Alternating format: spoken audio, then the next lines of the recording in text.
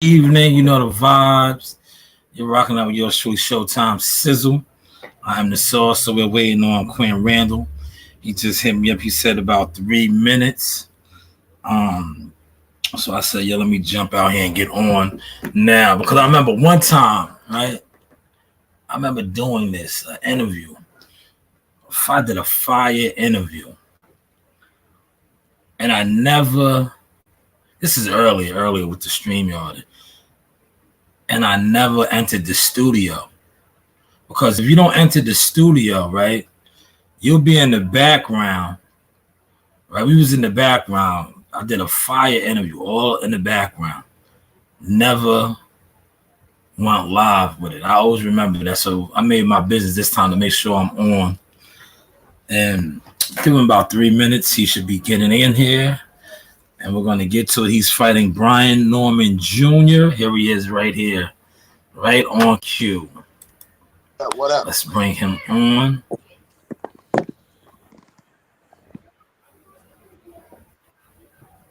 Yes, quick draw. Good, brother. How are you doing? Can you hear me? Yeah, I hear you good. What's the word, brother? How you doing, man? How was that sparring, man? Who with Brian Mendoza? Yeah, just now, yeah. It was good. No, that's why I just fought you. I fought Brian Mendoza again. It was good work. Brian Mendoza.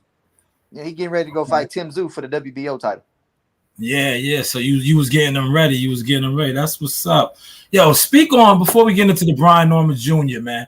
Cause I this ain't my first time interviewing you. You're a high quality guy, man. Speak about some of the guys, like you was just in there with Earl Spence, getting him ready. Speak on some of those guys that you've been in there with, getting them ready for their fights. Shit, this year I done been there with a few of them. I done been in there with Earl Spence. I just sparred Brian Mendoza today. I've been in there with Oceanique Foster when he was getting ready to fight Ray Vargas for the WBC title. I was in there with Frank Martin when he was getting ready for Michelle Rivera. I was Jamel Charlo's sparring partner when he was getting ready for Tony Harris. I sparred Bud a few times when I was in Colorado. Shit, man. I done sparred a lot. I done sparred Regis a couple times. I'm gonna be Regis sparring partner. After this fight, I go straight to camp with Regis to give him this last 2 or 3 weeks of sparring for the Devin Haney fight. I done sparred J-Rock. I done sparred a lot of people, bro. I ain't gonna say a lot to you. Yeah, nah. I want the listeners to know that. I know your pedigree, man. Salute to you. But let's talk about this fight. This fight, shout out. I sent the link to your coach, but he out there working. Shout out to Derek. You guys were pushing for this. I seen both y'all on different platforms speaking about wanting this fight. So now as a fighter, how does that feel to finally get this fight? You was pushing for it. This is a big fight. And shout out to your coach. I believe you guys are fighting for the WBO International now too. So just speak on some of that. I mean, I had been calling for this fight for a minute, but for whatever reason, it wasn't getting back to Brian. Yeah. And so I had to take matters in my own hands. Shit, I DM'd him directly. Okay. So instead of going through his people like I thought I was getting to, but the messages weren't getting through to him, I say, fuck it. I'm going to cut corners. I'm going to go straight to the man. I'm going to go straight to the source. And so, and I'm going to get the answer that I want. And so I didn't ever think he was scared of me or anything. Like I ain't never think they was ducking or some shit. So they was never getting word that I wanted to fight him. They was never, because they was saying nobody has ever called him out. I was like, well, shit, you ain't never ran into nobody like me. So but I set this entire fight up from the top to the bottom. I messaged Brad Goodman for the fight. Brad said he's gonna let me know. He was taking too long, so I DM Brian. I did the interview with the other dude in Atlanta saying I wanted to fight him. They got back to them. When Brian said he wanted to fight, I screenshot the messages. I sent it to Brad. I said they said they'll accept the fight. That people gonna call you. People actually did follow up and call them. So I give them shout outs to them for not fucking trying to avoid the situation. They took it. They went head on with it. So man, I set this whole thing up. There was nobody. There ain't no middleman. There ain't no nothing. I set this whole thing up. Yeah. I seen that too. Shout out to Mark Nash. You talking about Mark Nash? But I seen how Mark Nash had Brian Norman Sr. and he said that he was going to reach out to Brad Goodman and tell him this is who I want. I want Quinton Randall. Don't duck it. And here we are, November 16th, Vegas. This is to me, right? You know, because I'm a hardcore type of dude, gym guy, boxing guy. This fight is an undercard fight, but like I said, both you guys, you know, Brian Norman has his background with sparring top guys. You, Olympian, you know, your pedigree is up there. To me, this is a fan's delight that knows anything about boxing because you got two undefeated fighters that are going to fight one another. That initially you don't get these type of fights. You know, you get guys that try to protect their O's or want an easier fight. I got to commend you for that, man. But what do you see that has you so confident that, you know, you're going to be the victor November 16th? Man, I ain't going to lie to you. From all the years of experience I got, everybody that I've been in the ring with, I see nothing from him that's going to give me problems. Nothing. Not the power, not the speed, not his athleticism, nothing. Not the IQ, nothing. Absolutely nothing. He can't match me. And so, and another reason I took the fight, well, I was pushing for the fight because I actually thought he was ranked higher than me. Okay. When I looked at the box rec, he was far behind me. Just since they put him in, since they put this title on the line, they actually bumped his ranking up more than what it was at first. Yeah, so, I mentioned that. Yeah, since he's fighting for it, they pushed that shit up a couple spots. So so he can be eligible to fight for this for that WBO international title, which it looks better for my resume, so I'm not doing no tripping. But man, the people who know. People in the boxing world who seen me work, who seen me in the ring, they know what's up, and they already know. Yeah. Hey, so I take nothing from him though. I appreciate him taking the fight. I thank him in advance. Yeah. But November 16th, I'm gonna be 14-0. Oh man, yo, I like Speak on your slogan. You like to say, "There's no pack amongst wolves," man. Where did that come from? And I love that. Where did you get that from?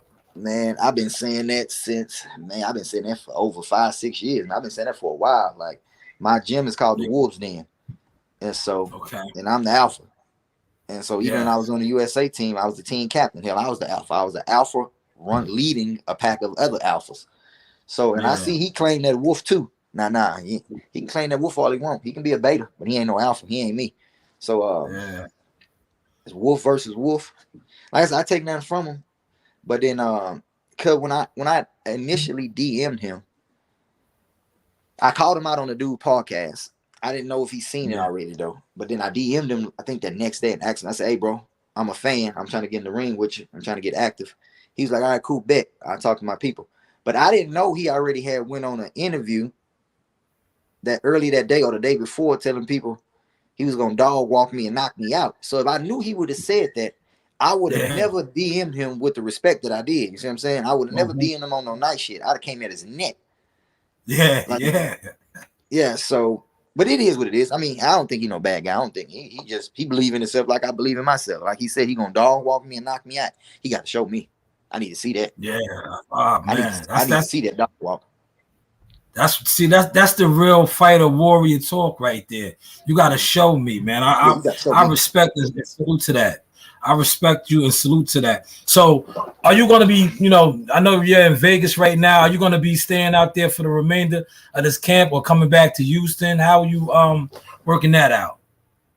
I'm staying out here for Vegas the entire camp. Everything I need is out here. When I come to camp, I've been out here most of the year, getting ready for fights. My last 2 fights that was back to back, I was out here. So I'm staying out here. I get the good work out here. Now I think like the closer the fight get, the more it's gonna get good because both coaches, your coach who I like is not bashful. He's a talker. And Brian Norman's father, who was his coach, senior, is not bashful. He's a talker. Did you happen to catch the video, the interview piece that he did, where he said, we're gonna, reach out to Brad Gumman to make this happen. Don't get scary. Don't duck type of, tone. We don't want to hear nothing about no hand injury or nothing. Man, did you see that piece? When I see, that's the interview I'm talking about. When he said he was gonna dog walk me and knock me out. So when he said that shit, I took that video and I sent it to Brad Gumman myself. Hey, This is it right here. They said, listen, ain't no excuses, bro. Give me the fight. So he was like, all right, cool. So that's how we got here. And then I did an interview with the dad. And they were sitting there telling me I'm a tune-up. It was like, bro, you a tune-up. I said, damn, ain't nobody ever disrespected me and called me no tune-up. So I thought this shit was funny. I say, bro, for you to even say that lets me know where your IQ at in boxing. You ain't as intelligent as you think you are, and y'all gonna learn the hard way.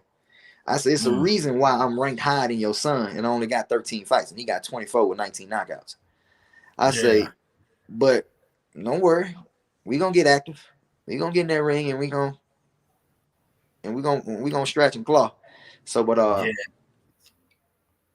need to see that tune-up. I told him straight up, like, y'all got to back that tune-up talk. I need to see that tune-up. I need to see that dog walk. I'm gonna expose you, nigga. You think shit sweet? I'm gonna expose you. I like that. I like that. Now, how soon did y'all know? Like, I heard that this fight was made, right? And I was gonna reach out to you and your coach, but I was like, I don't want to jinx the process, or I'll just wait for to get the email or Top Rank to announce it. But how soon did you know? Because that this fight was official, that it was a go. I knew 10 weeks out when that interview hit, and I sent it to Brad. Brad's like, okay, cool, that's gonna be the next fight. He already assured us this gonna be the fight. I was like, all right, cool. Yeah. So from that point, shit, I never stopped training, bro. There's no relaxed period for me. There is no off time for me. I'm always training. I'm on the clock 24/7, just in case a nigga think they're gonna catch me slipping, try to call me on 2 weeks notice. I'm always working. So camp, let me just say camp is going good. Camp is going great. So I've been knowing about this fight 10 weeks out. I've been in camp for the longest. Like, so I'm gonna be 100% ready. There ain't gonna be no excuses, ain't gonna be no nothing. When we step in that ring, may the best man win. Now, how do you see the fight playing out in your mind? Do you see it going the distance? No. Or do you see in your relentless pressure stopping him? No, I don't see it going the distance. I'm gonna match that energy because he starts off pretty fast in the first 4 rounds. And but let's be honest, he got a conditioning problem. So I'm gonna match him. I'm gonna match his pace. I'm gonna match his intensity. I'm gonna match his speed. I'm gonna see if he can keep up with me. I'm not worried about keeping up with him. Okay. So you bringing up the fact that you see him running out of gas. So you think that the gas shit, I mean, it's technique as well. Like, it's technique, it's skill level, it's everything. He ain't enough. I'm sorry, bro. That 24 wins, bro, that shit padded, bro. That's 24 wins of cotton work, bro. That shit ain't legit. You go look at his opponents and who he fought, them niggas was bums. The people that they fought to get to them to win, he got very few opponents that got winning records. And the winning records of them opponents was bums. So like, all that shit matter, bro. This last opponent he fought had 24 wins and 5 losses. Out of 24 wins, he fought 2 people with a winning record, bro. And he lost, man, that nigga, bro. So all that shit matter. Who you fight matter. They know it. And then his dad was saying, like, you got to build your fighter. So you supposed to put him in there with people you supposed to beat. I say, yeah, for the first 10 fights, nigga, not the first 24. Yeah, so all that shit gonna matter. That's the reason why my 13 fights is heavier than his 24. Man, so, listen, I appreciate you being honest and breaking that down, especially as somebody that is in the game. Because a lot of times when somebody as myself or other media guys bring that up, people don't understand it. But hearing it from an actual participant in the game says a lot, man. So you thinking a lot of his opponents will quote unquote fluff? No, I don't think that's 100% fact. You go look up BoxRec right now. You go look at his opponents. First of all, he only fought probably 5 people with a winning record. And the 5 people that he fought out of 24 fights, you fight 5 people with a winning record. I got 13. I've only fought 1 person with 2 people with a losing record. My last 9 fights in a row have been people with winning records. So, man, this ain't, bro. I'm gonna go on there. I'm gonna do my thing. I ain't gonna bash the man. I ain't gonna talk about how they family moving. That's how they moving. I watched them spar. I seen him and Bud spar. I like what I saw. I was like, yeah, I see some shit I can expose. Man, that's just the dog in me. That's just I want to fight the best. That's just the dog in me. He ain't the only person that's on my list that Top Rank had. I wanted to fight the Sicilian dude, Giovanni, because he's ranked higher, but he's finna fight Alex Rocha. So I was like, shit, since he fighting over, give me Brian Norman then. So I'll take either one. Yeah. Man, sticking with that sparring, right? Because I was talking about sparring today. So you was there when he sparred Bud, and you seen things that you felt you could capitalize. Because see, now a lot of people say that when guys spar, they're not fighting or anything. What is your thoughts on that? That's partially true, and sometimes it's not true. I've seen some people spar way better than they fight. I've seen some people be in there and be a goddamn gym warrior, but get in that ring when them gloves get smaller and that head gear come off, they don't want to get touched. They fight different. They fight scared. I don't see that from him though. I ain't gonna lie to you. I don't see that from him. I think in the ring he be putting in, like he be in there working. But it's easy to work when the opposition is lesser than you. When you know 100% you gonna win. You know 1,000,000% this dude can't do nothing to beat you. You go in there with a different type of attitude. You see what I'm saying? So but yeah, shit, it's gonna be a good one, man. That's all I'm saying. November 16th. Now from their standpoint, right?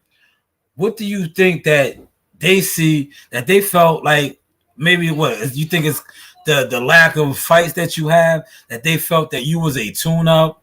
Because like I said, I know you.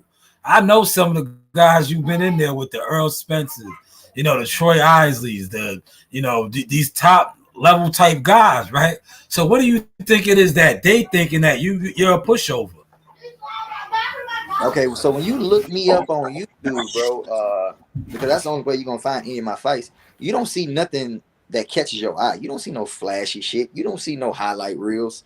You don't see no magnificent knockouts. What you see on there, like you can't really get a good description on. Okay, from what you see on there, you would think, oh, that shit there easy. That shit there ain't what it is. That shit ain't like me until you get in the ring with me. Then you realize, oh shit, this shit different. And then by the time you get in the ring, man, it be too late. You don't understand. You don't understand what you're looking at. And then, like I said, I'm not the flashiest fighter. I don't got no highlight reels like Keyshawn and Troy and Shushu. I ain't got reels like that. I ain't got no top rank, high definition shit that's on YouTube. The shit that I do got was none of that shit is my best performance. My best work ain't even been seen yet. So, but you're gonna have a chance to see it November 16th. That's what's up, man. And just describe that too, man. Because not for nothing, Thursday, something new for the new millennium type. But just describe the magnitude. That's a big card you're fighting on. 2 world title fights, Thursday night, top rank, T-Mobile Arena, big stage, man. What is that feeling like? Man, we could have fought on motherfucking Monday, as far as I'm concerned. I don't give a damn long as the fight got made. I mean, I didn't been on big cards before. I was on the T.O. and Lomachenko card. Yeah, I remember that card. Yeah. In the bubble. And that's probably my only fight, my full fight that's on YouTube. And that was my worst performance I've ever had, bro. Worst performance. Yeah. I don't know. Worst. By far my worst performance. So I don't know. I hope he ain't looking at that thinking, yeah, this the formula. Pressure. Nah, you got a fucking rude awakening. But I mean, I'm dope. It's dope being on this card because Shakur my dog. Shakur my bro. So yeah. Olympic stablemate. Yeah, he not my stablemate. Shakur was already a pro by the time I made the USA team. Okay, I fought. You know what I mean, though. I mean, like you guys be around each other, getting that Colorado. Yeah. He had been to Colorado a lot when I was down there. So Shakur my dog, man. So yeah, he was another person who made sure that fight was, even though I did all the groundwork in the fight for him, he put the fine, like he called Brad and Steve Moretti. He was like, hey man, make sure these 2 people fight on my card. And they was like, we already got it in the making. So he wanted it on his card too. So shout out to my nigga Shakur. But yeah, shout out to Shakur. That's a real one. That's some solid, brotherhood type shit. To look out for another fighter, your fellow fighter, make sure they getting on the card and getting the plate too. So yeah, definitely salute to Shakur for that. Now, we got some fights on tonight. You shared the ring spawn with Jamel Charlo. Jamel Charlo and Canelo Alvarez. How you see that fight playing out tonight? Man, listen, I'm an H-Town dude. through and through. So it's hard for me to root against somebody from the H that I know whether I like him or not against a man I never met before in my goddamn life. Yes. So that ain't in me.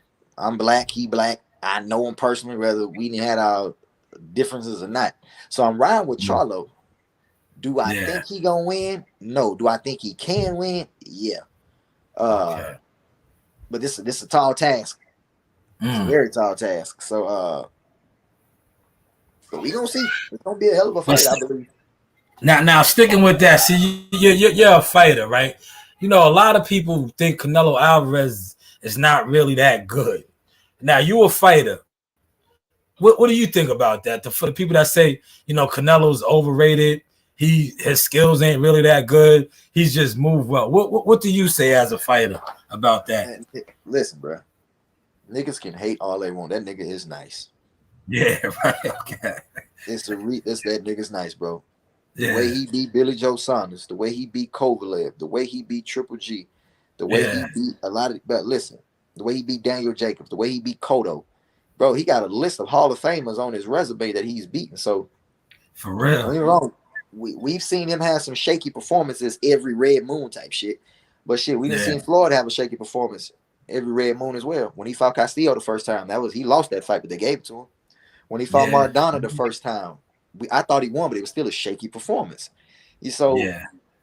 But the difference is, shit, you know, black. I mean, niggas gonna hate niggas.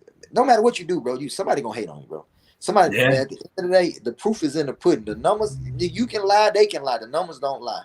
That man resume, if he was to retire right now, he is going down in the Hall of Fame right now. Ain't no ifs, ands, and buts about it. Ain't nothing you can say. Ain't nobody can say. If that man was to retire right now, he going in the Hall of Fame. Yo, listen, you won't get an argument or debate out of me, but like I said, I love having certified dudes like yourself, because you know a lot of times when you're not a fighter or people don't respect you because they're like, oh, you don't do that.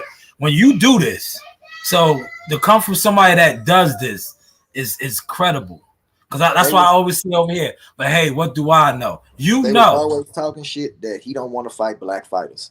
So now that when he is fighting a black fighter, you say you making excuses. Well, he fighting the wrong brother. He should be fighting this brother. Like, nah, nigga, like pick your part. Like, pick what the fuck you want the nigga to do. He didn't beat that. Like, listen, bro. I don't pay attention to none of that shit these motherfuckers be talking. I respect a man who get in that ring and put his life on the fucking line. And when it's all, listen, there is nobody in the sport of boxing who has a better resume than Canelo Alvarez, right? No active fighter has a better resume of world champions that he has beaten than Canelo Alvarez. It ain't even close. The next in line is Earl Spence. Terence Crawford. Yeah. Canelo is at 18 world champions. I think Crawford's at 11.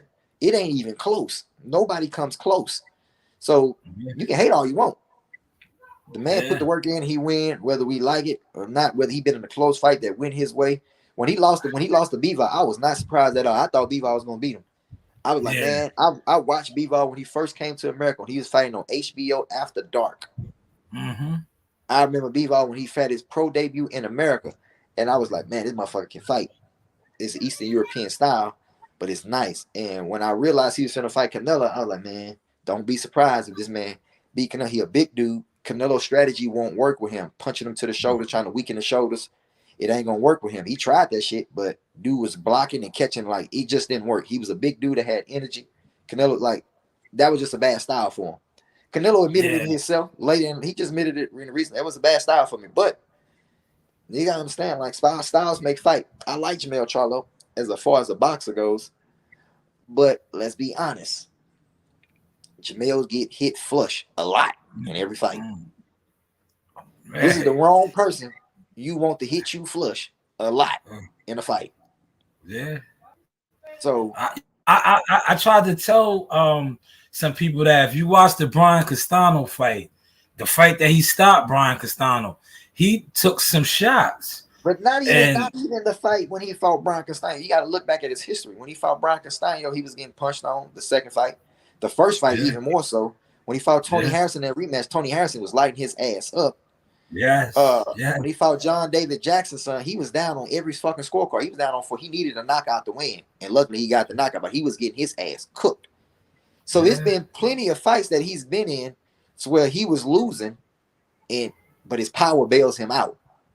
Yeah. If that power can't bail him out against Canelo, he ain't finna beat him. And one thing about Mel ain't never lost to an Hispanic fighter in his life. Never. Or a white boy. Never. Only person he ever lost to was Tony Harris. Even in amateurs. He only lost to Tony Harris, which is a black guy. He has never lost to an Hispanic or a white guy in his life. He used to stand tall on that shit. But I see like he's not the asshole he used to be. You can tell like when you hear him talking in interviews, he more humble for this fight. I don't know if life humbled him or he just started mature, because he said he's seen some old interviews of him. And he don't want his son to see him acting like that because he was acting crazy, which is a great step towards growth. Because nigga, you was acting wild as a motherfucker. You was acting crazy. You was angry for no reason, mad for nothing. Like, so hopefully he stand on that shit, and that is a part of is who he is now, part of his growth. Like, you ain't gotta be mad all the time, nigga. You a black king, nigga. You made history, nigga. You are a millionaire. You are a millionaire prize fighter. So it's like, bro, be grateful. You are PBC's first ever undisputed champion. The first ever. You the first one that did it. Everybody thought Earl was gonna be. No, nigga, you did it. Nobody did it but you. So with that being said, bro, you made history in a lot of different ways. Right now, nigga, your name is cemented in the history books for life. Forever. So with that being said, so you walking around with all this goddamn anger and frustration for what? Like, nigga, for what? Exactly. Like, so hopefully he grew out of that. It looked like he seemed like he grew out, because he wasn't walking around this on all access and on the interview. He wasn't mugging. He wasn't talking shit. He was being humble, but he was standing on what he's saying. Like, I'm gonna win this fight. I'm gonna win by knockout. He was standing on business, but he wasn't being an asshole about it. He wasn't being disrespectful because he wasn't doing none of that shit. So that's a part of him that's when I was cool with the nigga. That was the part of him that I fuck with. Like, it's cool nigga. But there's other parts of him that I couldn't fuck with. I couldn't groove with. But I am riding with him tonight though. I just know he got a tall task on his hand. Like, so, but I'm riding with him tonight. Okay, I could dig it. I could dig it because, you know, I have my run-ins with him too. But like I said, I want to see the brother win. This standpoint. But like you said, it's going to be a tall task. Now, sticking with Earl Spence. Earl Spence was a hot topic too, because you had Michael Jai White come out and speak on Earl Spence. You was in camp with him. Michael Jai White is saying, and I'm not saying you are the guy that put that out there, but he said there's a guy that was in camp with Earl that reported to him that Earl wasn't Earl, that he knew going into that fight with Terrence Crawford. Terrence Crawford was going to have his way with him. You was in camp with him. Did he come off like that to you? I don't know who Michael John White is. I'm trying to think who that person is. That's the dude that played in Spawn. He's like a Miss Martial Arts actor. Yeah, no, right. Yeah, that old swole nigga. Yeah, black dude. Oh yeah, what? No, I never met him before. But no, man, I can't speak for Earl. We was in camp. We was getting good work in. I can't speak for him. You see what I'm saying? Like, I'm not gonna make no excuses for him. The best man won that night. Hope they can get a rematch and shit. The rematch gonna tell you a story too. Either that first fight wasn't a mistake, or should the second fight gonna tell you something different? It's gonna fuck around and be a trilogy. But I can't speak for her, and I'm not gonna speak for her. I fuck with her. I respect him, so I'm not gonna speak for him. I just know he was training his ass off. That's all I can say. Okay. And just like Crawford was training his ass off. So hey, the best man won that night. Definitely, and that is good that you can get some insight from somebody. Like I said, you was in camp with him as well, sparring with him, because you know those reports are out there via Michael J. White that, you know, he wasn't himself, this, that, and the third. A lot of people are running with that, but it's always good to hear from people who are actually in the gyms with these guys. You know. Now I wanna say this too, man. Congratulations on the baby. I see you, you know, you and your lady had the baby. You know, fatherhood is a beautiful thing. Just talk about that. How much motivation has, you know, you having the newborn motivated you to now to really start tuning guys up in that ring more so? It's been great motivation. I ain't gonna send a lot to you. Shit, I'm hitting harder. I've always been a hard hitter, bro. I just don't never focus on power, bro. I just box. I love the science of boxing. So going for a knockout just ain't never been my style of fighting. I just don't go for them. I just box, and if it happens, it happens. But since my son been born this shit, hey, I've been putting niggas in potholes. I've been putting boys on their ass. So I've been feeling good about that. I'm self-motivated. Without my son, even if he wasn't here yet, I've been self-motivated for a long time, bro. The thought of somebody whooping my ass don't sit right with me. And the thought of somebody whooping my ass on national TV, damn sure don't sit right with me. So I've been self-motivated because I've been in love with this sport since I was a child. This sport saved my life, so I give it all and I don't cheat it. So with that being said, it's gonna take a special motherfucker to beat me in that ring for all the sacrifices I done made, what I'm willing to go through, the training that I put in, how hard I train, bro. It's gonna take a special motherfucker to beat me, bro. And I don't think dude's special at all. Now he can shock me when we get in the ring. That's still not gonna deter me in that ring. I got a game plan. I'm gonna stick to my game plan in my end. Hey, we're gonna go from there. I got a plan A, I got a plan B, C, and D. So, but my son is extra motivation. I'm always motivated, bro. I always want work. I'm always training. You don't have to ask me to go do nothing. You ain't got to tell me it's time. Like, I'm always ready to work. My son just add that extra motivation. Like, okay, I got my son looking up to me right now. I can't fail. See what I'm saying? Like, I'm finna bring home this check. I'm finna buy my little man some this, that, and the third. Hey, he finna have something he can talk about. He finna say, my daddy did this, my daddy did that. My other son can't say that because he in heaven. So, man, so that's super motivation for me. So, that's why I won't fail. Absolutely.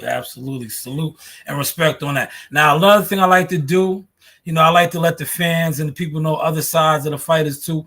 You got some nice dogs, man. Yo, run down your dog collection. You got some real hounds, man. Speak about some of your dogs, man. Cause I'm a dog lover too, man. So let the fans know something about your dogs that you have. Yeah, man, I got XL bullies and I got some Frenchies as well. But XL bullies are those my babies. Yes. I got a couple of them. Shit, I got my boy Ali. Yeah. I got another big boy named Ghost. I got another boy named Ragnar. I got another boy named Goku. And I got a couple girls named Pebbles and Sunflower. But yeah, those my babies too. I got my own kennel business, so I love dogs, bro. I love breeding dogs. I love going to dog shows and shit like that. It's just a good. Yeah. When I'm not training, I'm dealing with dogs. I'm dealing with my son, so they just keep me busy. But I don't have no nightlife. I don't go to clubs. I don't smoke. I don't drink. I never have. So I don't have no addictions. I'm not. I don't have no spending habits. I don't buy clothes. I don't buy shoes. I ain't never bought. I don't buy no jewelry, no watches, none of that shit. That shit don't appease me. So shit. Yeah. I got over $100,000 worth of dogs. That's my jewelry. That's my designer clothes and shit right there. Yeah. So and the dogs, to be honest, they're family members and they also are investment. Because like you said, when you breed those dogs, those are expensive dogs. People pay top tier dollars for those dogs, man. Yeah, hell yeah. I done made some good money on my dog shit. Actually, one of my dogs is being shipped out here right now. He's gonna be in camp with me the whole time. So he be out here in about a couple of days. Okay. That's what's up, man. That's what's up. Now I wanna go back on this, what you just spoke on. Speak on that fact of not having no vices as far as drinking and smoking, how important that is for a fighter, in this business and in the hurt business. Speak on that a little bit. Well, it's important because shit, man, that shit there, drinking to cause you to gain weight. You don't want to be too overweight when you walk around weight, man. That shit will have you. Man, let me say this. I've never been a drinker. I've never had a hangover before in my life. I've never been a smoker. So those just things that just didn't interest me. And then I was into so much shit when I was younger that if I was high or drunk, I felt like somebody's gonna catch me slipping. That was a no-no. So I made sure I didn't get caught slipping that way. So but not when you in this sport, bro, this is a demanding sport, bro. This is a very selfish sport. The requirements that you have to make and the sacrifice that you have to make in this sport in order to be great is fucking insane. And you can make all them sacrifices, make all them requirements and still not be great. You see what I'm saying? Like you can do everything right and still get in there with a motherfucker that's God gifted and he cooking. And so if you want to give yourself the best opportunity, do everything right. Because if you cheat yourself in this sport, it's gonna come up. It's gonna come up one way or another, in some fashion or another. It's gonna come up in that ring. And when you gonna come up in that ring, it's gonna come up at the wrong time. Like food is good. You gotta be eating right. You gotta be drinking your water, taking your vitamins, fucking getting your sleep. Just, hey man. But smoking and drinking, that shit ain't gonna. You ain't gonna be able to get too far with that. But I know, I ain't gonna lie, bro. I've been in this sport a while. I done seen some people smoke and go in the ring, kick ass. But they all stop. They all stop. They all say, man, look, that shit there, because when you listen to the greats talk, you didn't hear Floyd didn't smoke. No. Shit, Ali didn't smoke or drink. Roy didn't smoke or Jones drink. neither. Bernard Hopkins didn't smoke or drink. Terrence Crawford don't smoke or drink. No. And so Andre Ward didn't smoke or drink. And so when you, in order to be great, man, you got to give up. You got to give up pleasures. You got to give up things that, man, boxing is my motherfucking addiction. I ain't gonna lie to you. When I'm stressed, I go to the gym. I don't smoke. I don't drink. That's boxing is the smoking and the drinking for me. Yeah. So another question I like asking the guys, right? After that grueling training camp, you know, after you done put the work in, you know, you finally get to fuel up, you know, hydrate. What's that meal, man? What is that meal you gonna eat after touching the scales? You get to finally put something in your system. I let my nutritionist then feed me. I got my own nutritionist, but it may probably be some steak, rice, some shit like sweet potatoes or something like that. Vegetables. It's good food. It just got more flavor to it. You know what I'm saying? It's all pretty much the same type of food. It just got more seasoning to it. So, I let my nutritionists, perfecting athletes, they take good care of me. Yeah, they work with a lot of you guys, perfecting athletes. A lot of you guys are working with them. Yeah, give them a shout out too. You know, let people know where they can follow them at. Other fighters that's gonna watch this. You know, perfecting athletes. They got the recipe for greatness and success, because they gonna know how to feed you. You don't, all these fighters that don't eat, they won't even eat just so they can make weight. No, I eat 3-4 times a day, drink 1.5 gallons of water a day, and still cut weight. And so if you want to find them, look them up on Instagram. It's called Perfecting Athletes. I work with them. Terrence Crawford had him his whole career. Terrence Crawford works with him as well. Yeah. They work with a lot of fighters. Jamel Herring, Shakur Stevenson, Jared Anderson, Troy Isley, Tiger Johnson, Keyshawn Davis. Like, they know what they talking about. So reach out to them. Definitely. Now before I let you go, let everybody know all your social media handles, because I think I took enough of your time. You know, I appreciate you coming on here. Let everybody know all your social media handles where they can follow you at. Hey man, y'all can follow me on my Instagram, my Threads, and my Twitter. It's all the same. Quick Draw _P4P. Same thing. Quick Draw _P4P. And also let the dog lovers know, because like I said, I deal with a lot of people that's into, you know, buying dogs and stuff like that. Because I know you also got the dog business going on. Plug that in as well. Yeah, man. My kennel page got suspended. I'm trying to get the motherfucker unsuspended right now, but I don't know how I got suspended. I don't know what I did wrong, but they suspended it. So I'm paying to get it unsuspended right now. But it ain't even up right now, so they wouldn't even be able to follow the advice. Even said it. So that should be up soon though. It's Quick Draw _Bullies. So, but it'll be up soon. But hey, man, tune in November 16th, man. You're gonna see the rise of a new king. That's right, November 16th. Once again, this is Quick Draw, Quinton Randall. Appreciate you stopping through, bro. Best of luck. You know, we're gonna do this again, man. For sure. Peace out. Peace. Shout out to Quick Draw, Quinton Randall, coming through, you know, just brushing up on my skills. Hopefully, y'all caught that sauce. A lot of gems being given, but you know how we close over here. A lot of times you don't hear it from me or listen to me. So sometimes I just got to reach out to some of the fighters, my fighter friends, my fighter catalog, and get with the guys, and you can hear it from them. But in closing, like I always say, Once again, salute to Quick Draw, Quinton, Randall. But hey, what do I know? The news by Shanewz. This is the Source Experience. But hey, what do I know? Like, subscribe, and hit that bell.